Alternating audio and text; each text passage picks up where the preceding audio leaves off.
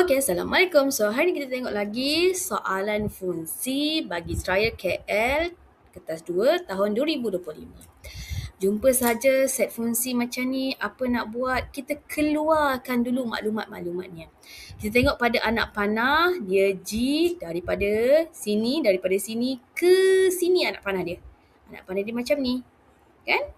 Okey, so kita daripada GX, so kita ada GX sama dengan hujung anak panah ialah 2x tambah 3. Ini objek, ini image.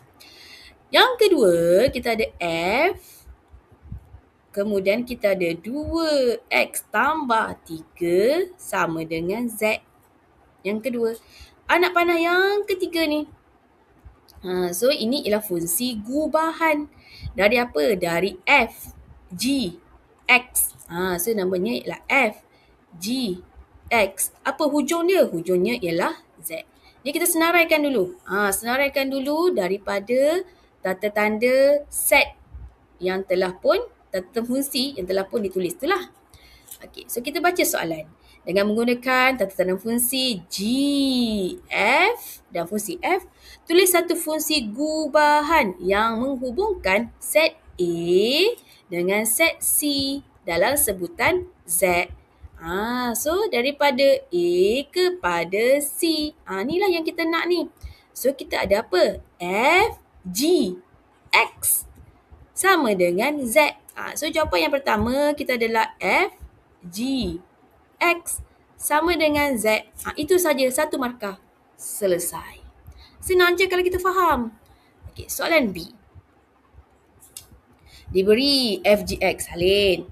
FGX sama dengan X kuasa 2 tolak 1. Cari Fx. Okey, dia suruh cari Fx. Kalau dia cari Fx, membawa maksud bahawa sebenarnya Gx ni mesti diberi. Tengok ni. Adalah. Kita dah senaraikan dah tadi. Dari mana maklumat ni? Daripada gambar rajah ini. Alright. So, kita ada F. Apa itu Gx? Kita pun letaklah 2x tambah 3 sama dengan X kuasa 2 tolak 1. Ingat, kita kalau Gx sama dengan 2x tambah 3, ada satu je X kat dalam ni. Kalau banyak dalam ni, 2x tambah 1, dia berkata-kata dalam hati tu banyak sangat kata.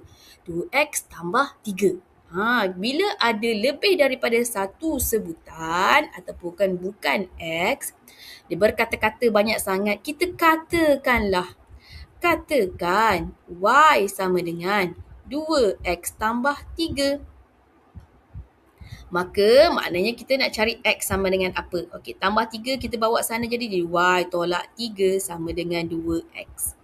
2 pula penyebut, kita bawa sana Y tolak 3 per 2 sama dengan X. Maka sekarang kita pun dah boleh kurangkan kata-kata dalam hati. So kita kata 2X tambah 3 tadi ialah Y. So GY. Apa pula X? X kita dah cari kat sini tadi. X kuasa 2. So, kita ada Y tolak 3 per 2 kuasa 2. Tolak 1. Tolaklah 1. Kita kembangkan yang dalam ni. Okey, bila nak kembangkan yang dalam tu, apa nak buat? Janganlah jadi Y kuasa 2, 9 kuasa 2. Tak, kita kembang macam biasa. Cara kembang yang cepat, yang depan ni kuasa 2 dulu. Y kuasa 2. Kemudian Y ni darab negatif 3, negatif 3Y. Darab dengan 2, negatif 6Y. Negatif 3 kuasa 2, so dapatlah 9. Jangan lupa, ini semua ini kuasa 2. So 2 bawah ini pun kena kuasa 2.